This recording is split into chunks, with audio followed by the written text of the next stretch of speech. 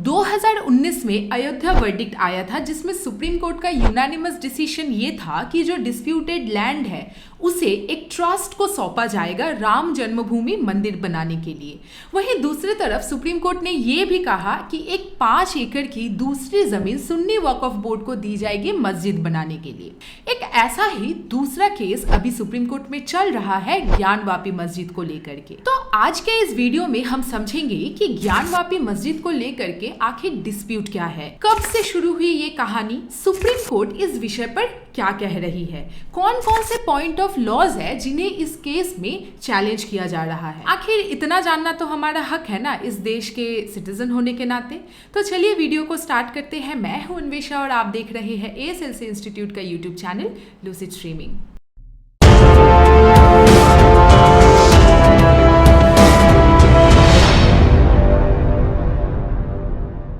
ज्ञानवापी मस्जिद की जो कहानी है वो शुरू होती है 1669 में, और ये जो कहानी है ये काफी अनोखी है। कहा जाता है कि औरंगजेब ने आदि विश्वेश्वर मंदिर को तुड़वाकर इस मस्जिद को बनवाया था। ये जो विश्वेश्वर मंदिर था इसमें भगवान शिव की पूजा करी जाती थी। 16th सेंचुरी में अकबर के दरबारी तोदरमल ने इस मंदिर को बनवाया था नारायण भट्टा के साथ मिलकर, जो कि एक ब्राह्मण स्कॉलर थे। और इस विश्वेश्वर मंदिर के स्थापना के साथ बनारस ब्राह्मणों के जमायत का एक स्थान बन जाता है, जहां पर दूर दूर से ब्राह्मण स्कॉलर्स आकर के इकट्ठे होते थे। पर औरंगजेब के इस मंदिर को तुड़वा कर मस्जिद बनाने के बाद भी हिंदू पंडितों को इस मस्जिद के अंदर ही रहने दिया जाता था। यहां तक कि इस मस्जिद के चबूतरे पर हिंदू लोग तीर्थ के लिए आते थे। शुरू में इस मस्जिद को अलमगिरी मस्जिद नामकरण किया गया था औरंगजेब के नाम से, पर बाद में समय के साथ ज्ञानवापी नाम को अपनाया गया।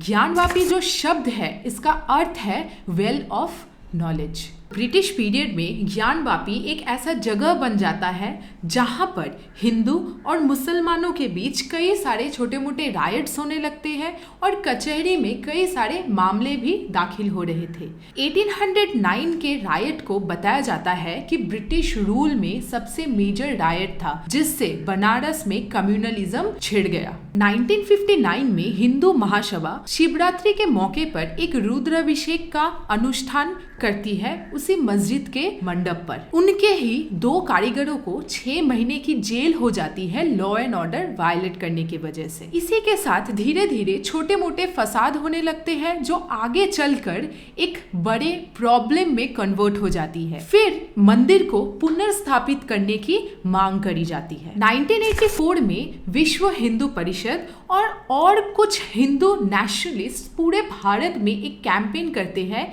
जिनमें उनकी मांग ये होती है कि जितने भी मंदिरों को तोड़कर पहले मस्जिद बनाया गया है उन सारे मस्जिदों को तोड़कर वापस मंदिर बनाया जाए। 1991 में एक टाइटल सूट फाइल करी जाती है 3 लोकल्स के द्वारा बनारस के सिविल कोर्ट में। यहाँ एक इंटरेस्टिंग बात यह है कि जो 3 लोग इस मामले में थे वो शिव, श्रृंगार गौरी और गणेशा को रिप्रेजेंट कर रहे थे। और इस केस में ये दावा था कि ज्ञानवापी के पूरे प्रेमाइस को वापस से मंदिर बनाने के लिए सौंपा जाए। इस केस में जो डिफेंडेंट थे उनका दावा ये था कि ये जो प्लेंटिफ के क्लेम्स है ये प्लेसेस ऑफ वर्शिप एक्ट को कंट्रावेन करता है। पर उसी समय बाबरी मस्जिद डिमोलिशन केस होता है 1992 में, जिससे स्थिति पूरी तरीके से बदल जाती है। उस समय के कुछ बीजेपी लीडर्स जो बाबरी मस्जिद डिमोलिशन केस के सपोर्ट में थे, वह भी इस केस में सपोर्ट नहीं कर रहे थे, क्योंकि उस समय इस ज्ञानवापी मस्जिद का काफी हिस्सा हिंदू लोग भी इस्तेमाल करते थे। इसके बाद 1997 में इस केस की सुनवाई शुरू होती है और 4 महीने बाद कोर्ट ये कहती है कि ये जो मामला है ये प्लेसेस ऑफ वर्शिप एक्ट के तहत बार्ड है। प्लेसेस ऑफ वर्शिप एक्ट के अनुसार जो भी प्लेस ऑफ वर्शिप 15 अगस्त 1947 को एग्जिस्ट करता था उसके रिलीजियस कैरेक्टर को बदला नहीं जा सकता। यानी कि अगर 15 अगस्त 1947 में कोई मंदिर था तो उस मंदिर को मस्जिद नहीं बनाया जा सकता, और अगर कोई मस्जिद था तो उसे चर्च नहीं बनाया जा सकता, इस तरीके से। इसके बाद 1998 में एक नया केस दाखिल करती है अंजुमन इंतजामिया मुस्लिम कमेटी इलाहाबाद हाई कोर्ट में, और वो ये कहती है मंदिर मस्जिद जमीन को लेकर के जो विवाद चल रहा है उसे सिविल कोर्ट डिसाइड नहीं कर सकती है क्योंकि ये कानून विरोधी है। और इसके रिजल्ट में इलाहाबाद हाई कोर्ट ने 22 साल के लिए इस मामले को स्टे कर दिया।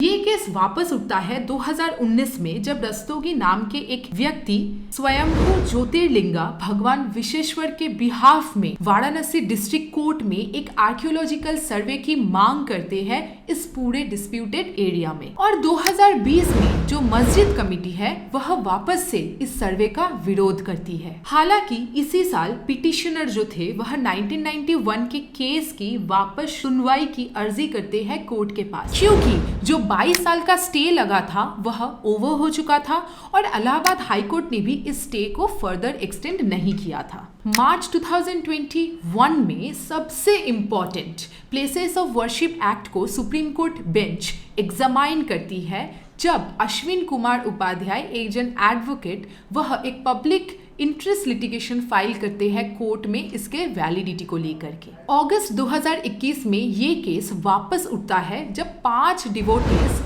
कोर्ट के पास ये परमिशन मांगते हैं कि वह ज्ञानवापी के प्रीमाइसेस में पूजा करना चाहते हैं। साथ में वह ये भी कहते हैं कि ये इंश्योर किया जाए कि ज्ञानवापी के प्रीमाइसेस में जितने भी आइडॉल्स मूर्तियां मौजूद है उनको नुकसान ना पहुंचाया जाए। अप्रैल 2022 में वाराणसी कोर्ट एक एडवोकेट कमिश्नर अपॉइंट करती है इस ज्ञानवापी के वीडियोग्राफिक सर्वे के लिए, जिसको वापस से मस्जिद कमेटी इलाहाबाद हाई कोर्ट में चैलेंज करती है, पर इलाहाबाद हाई कोर्ट इस लोअर कोर्ट के ऑर्डर को अपहेल्ड रखते हैं। इसके बाद 6 मई 2022 को वीडियोग्राफिक सर्वे शुरू होती है, पर ठीक उसके एक दिन बाद एक एप्लीकेशन आता है कि जो एडवोकेट कमिश्नर है वह यहाँ पर बायस्ड एक्ट कर रहे हैं और उनको उनके पोजीशन से हटा दिया जाए। पर कोर्ट उनको उनके पोजीशन से हटाने से मना करती है, पर एक सीनियर एडवोकेट को अपॉइंट कर देती है इस पूरे सर्वे को सुपरवाइज करने के लिए। इसके बाद 2 दिन तक सर्वे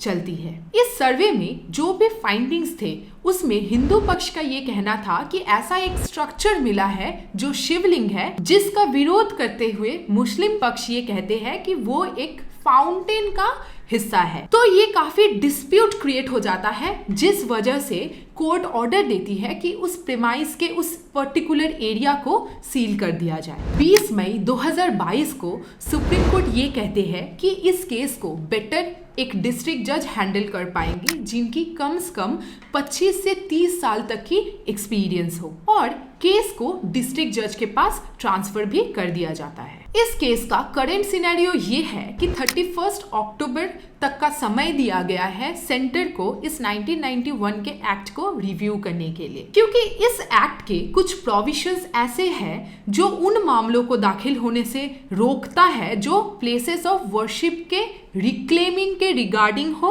और जो प्लेसेस ऑफ वर्शिप 15 अगस्त 1947 को मौजूद थे। तो जुडिशियल रिव्यू के स्कोप को रिव्यू करने के लिए यहाँ पे कोर्ट ने ऑर्डर दिया हुआ है। अश्विन उपाध्याय ने जो पब्लिक इंटरेस्ट लिटिगेशन फाइल करी हुई थी उसमें भी क्लेम ये था कि प्लेसेस ऑफ वर्शिप एक्ट के सेक्शन 2, 3 और 4 को कंप्लीटली रिमूव कर दिया जाए, साथ में ऐसे प्रोविजंस को भी इस एक्ट से रिमूव कर दिया जाए जो प्लेसेस ऑफ वर्शिप को रिक्लेम करने से रोकता है, जो 15 अगस्त 1947 में प्रेजेंट थे। आज तक सिर्फ एक ही बार इस प्रोविजन का एक एक्सेप्शन देखने को मिला है और वो था अयोध्या वर्डिक्ट। मस्जिद के रिगार्डिंग 21 जुलाई 2023 को वाराणसी डिस्ट्रिक्ट कोर्ट ने आर्कियोलॉजिकल सर्वे ऑफ इंडिया को ये परमिशन दिया है कि इस मस्जिद के प्रीमाइसेस में साइंटिफिक सर्वे करी जा सकती है, सिर्फ वाजू खाना को छोड़कर। इससे ये पता लगाया जाएगा कि वाकई में उस जगह पर पहले मंदिर था या फिर मस्जिद, क्योंकि मंदिर तोड़कर मस्जिद बनाने का दावा यहाँ पर किया जा रहा है। वाराणसी डिस्ट्रिक्ट कोर्ट के इस ऑर्डर को वापस मस्जिद कमेटी ने चैलेंज किया है, जिस वजह से 26 जुलाई 2023 के शाम 5 बजे तक इस सर्वे पर स्टे कर दिया है सुप्रीम कोर्ट ने। आगे की डेवलपमेंट पर हम नजर जरूर रखेंगे। तब तक के लिए बने रहिए हमारे साथ। अगर ये वीडियो पसंद आई हो तो इसे लाइक, शेयर और हमारे चैनल को सब्सक्राइब जरूर करें। बहुत बहुत धन्यवाद।